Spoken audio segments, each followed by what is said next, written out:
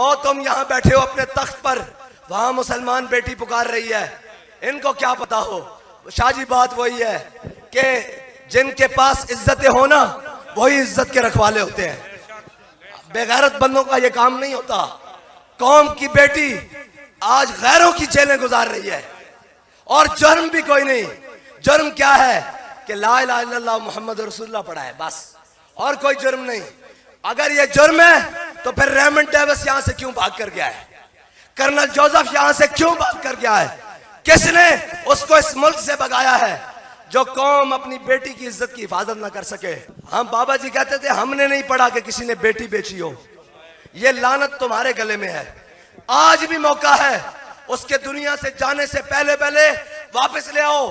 یہ بھی تاریخ میں لکھا جائے گا کہ ایک ایسی قوم تھی جس کی بیٹی کو غیر اٹھا کر لے گئے تھے، لیکن انہوں نے اپنی بیٹی واپس لے کے دم لیا تھا۔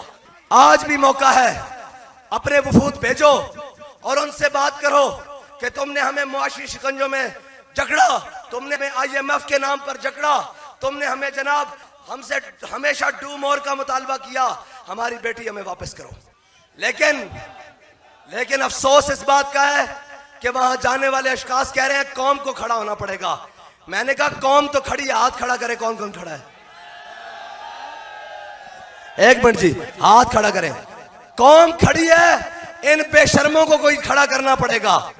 اور ہم کہتے ہیں ہمارے اسلام آباد جانے سے پہلے کھڑے ہو جاؤ، اپنی بیٹی کے لیے کھڑے ہو جاؤ، اپنی بیٹی کی عصمت کے لیے کھڑے ہو جاؤ، اپنی غیرت کے لیے کھڑے ہو جاؤ، ورنہ یہ نہ ہو کہ تمہارے سر پر محمد عربی کے غلام کھڑے ہو جائیں۔